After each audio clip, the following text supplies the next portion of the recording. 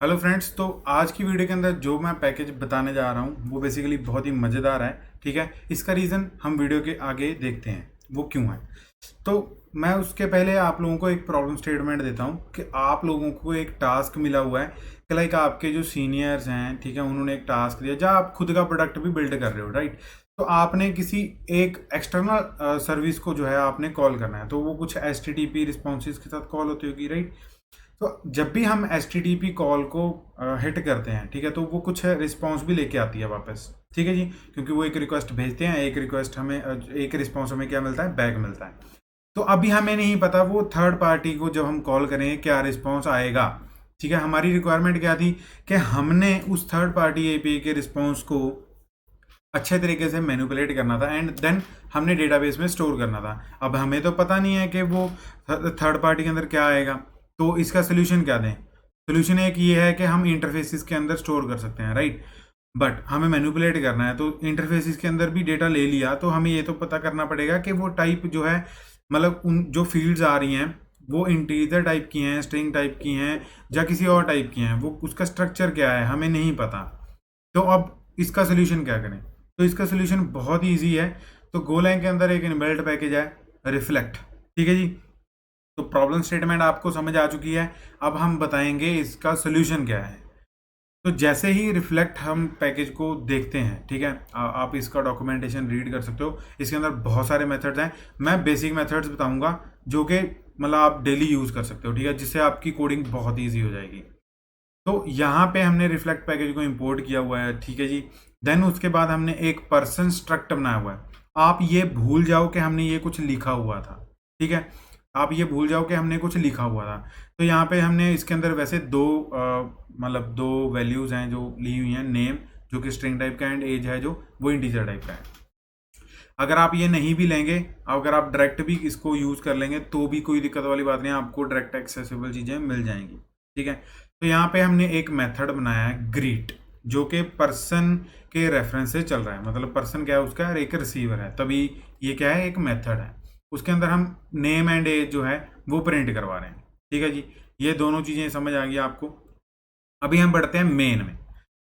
तो मान लेते हैं कि हमने यहाँ पे क्या किया हुआ था, थर्ड पार्टी को कॉल किया हुआ था।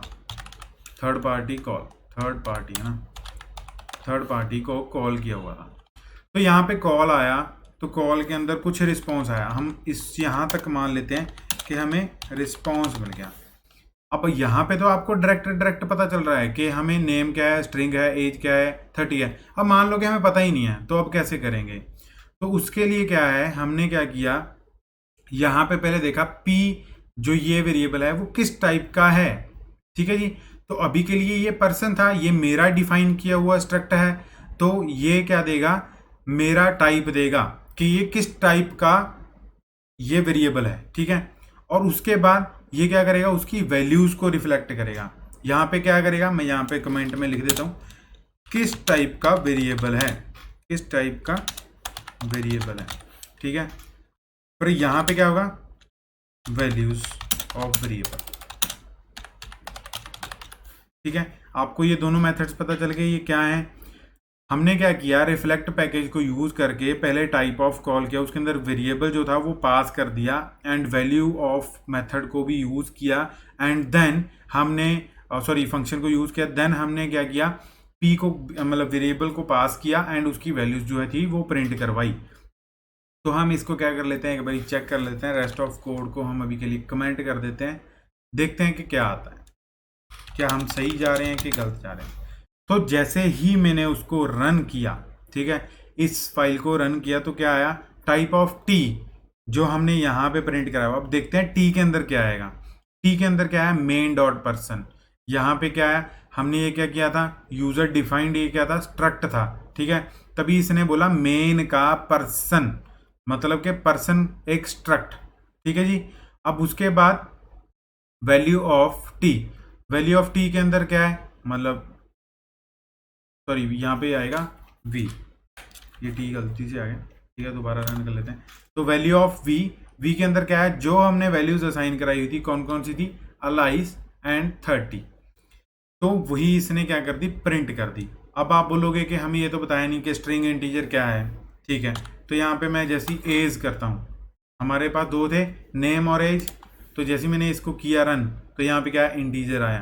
अगर मैं इसको करूँगा नेम, तो यहाँ पे क्या आएगा बताओ आप कमेंट सेक्शन में, स्ट्रिंग, क्योंकि वो किस टाइप का है, स्ट्रिंग टाइप का है। तो हमें इससे ये पता चल जाता है कि किस टाइप के चीज़ें हमारे पास आ रही हैं पेलोड में, ठीक है जी। तो ये हो गया। अब हम बाकी को कोड को क्या करते हैं, अनकमेंट कर देते हैं, ताकि हम अब आगे चेक कर सकें। तो उसके बाद यहाँ पे एक लॉग लगाया हुआ है प्रिंट, ठीक है। उसके बाद हमने क्या किया हुआ है, यहाँ पे एक फॉर लूप लगाया हुआ है। किसके ऊपर लगाया हुआ है वो फॉर लूप, जो भी टी के अंदर जितनी फील्ड्स होंगी उनके ऊपर ये क्या करेगा, लूप चलाएगा। नंबर ऑफ फील्ड्स, ये नंबर ऑफ फील्ड्स हैं। Number of field return a struct type field count, जितनी भी उस स्ट्रक्ट के अंदर फील्ड्स होंगी उसका काउंट ये रिटर्न कर होगा, तब तक ये लूप चलेगी एंड वो प्लस प्लस होता रहेगा, ठीक है जी। जीरो से स्टार्ट होगा, जब तब तक चलेगी जितनी उस स्ट्रक्ट के अंदर फील्ड्स हैं, ठीक है। अब उसके आगे, अब T dot field and V dot field, अब इसका क्या मतलब है। अब टी यहाँ पे हमारे पास क्या आया था, किस टाइप का वेरिएबल है, किस टाइप का था, पर्सन टाइप का था। यहाँ पे ध्यान देना, पर्सन टाइप का था। तो हमने यहाँ पे क्या किया, यहाँ पे क्या आएगा, फील्ड के अंदर नेम आएगा एंड उसकी वैल्यू क्या आएगी, वो यहाँ पे आ जाएगी। तो हमने इसको इस प्रकार प्रिंट करवा लिया। हमने क्या लिखा है, फील्ड डॉट नेम, जो भी फील्ड के अंदर नेम आएगा, ठीक है। ये फील्ड क्या रिटर्न करता है, ये वो भी देख लेते हैं।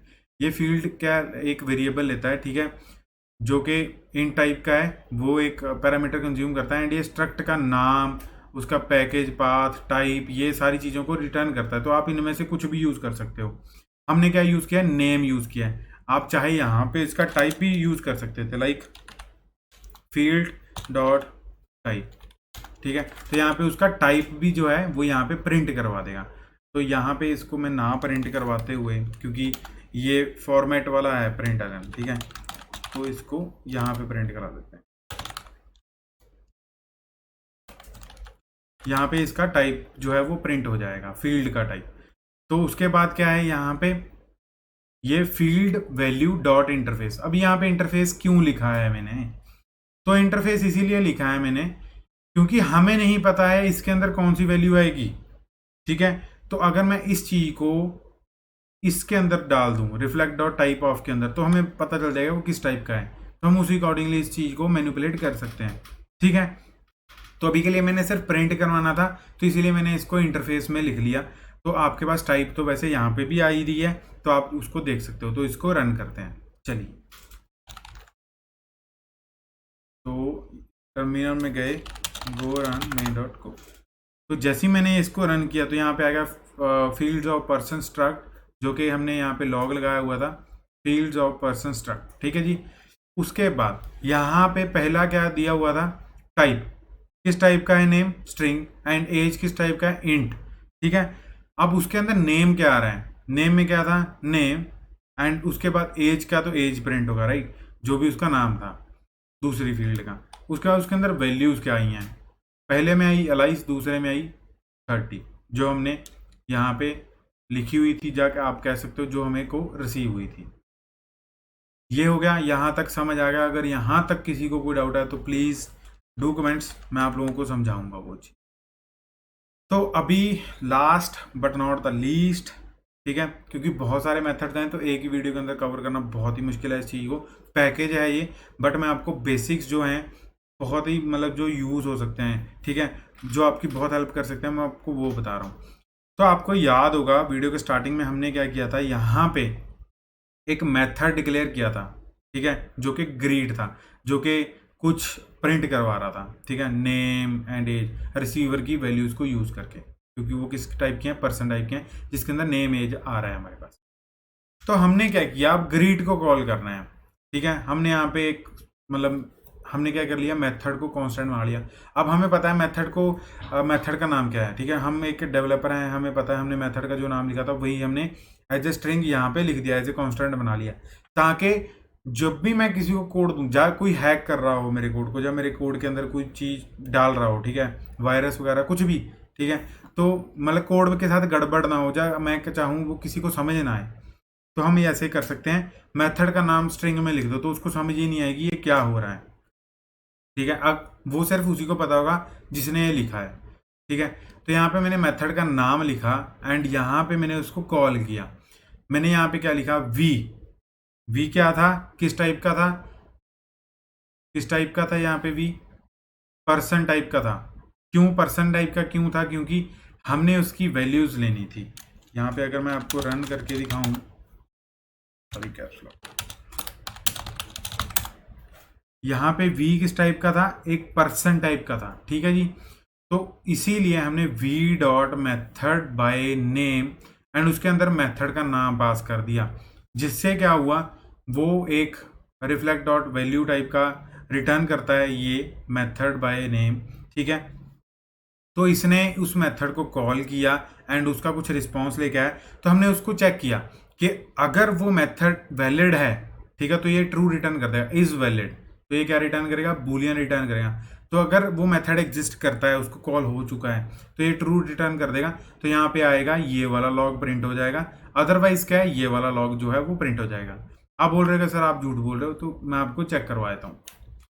गो run dot main dot go, तो जैसे ही मैंने इसको रन किया तो यहाँ पे आप देख सकते हो कॉलिंग मेथड ग्रीट लिखा हुआ है एंड उसके बाद जो उसके अंदर लॉग लिखा हुआ था वो यहाँ पे प्रिंट हो चुका है। ठीक है, अब मैं क्या करता हूँ, इसको गड़बड़ करता हूँ। मैंने यहाँ पे लिखा है ग्रीट 23 जो कि मेथड एग्जिस्ट भी नहीं करता। ठीक है, क्योंकि यहाँ पे ग्रीट है। तो अभी इसको रन करते हैं तो देखते हैं क्या आता है। तो यहाँ पे क्या है, मेथड ग्रीट 23 नॉट फाउंड। तो अगर मैं ग्रीड मेथड को एडिट करके यहाँ पे 23 लिख देता हूँ, उसके बाद रन करता हूँ, देन देखते हैं क्या रिजल्ट आता है। तो चल गया, क्योंकि उसको मेथड मिल गया।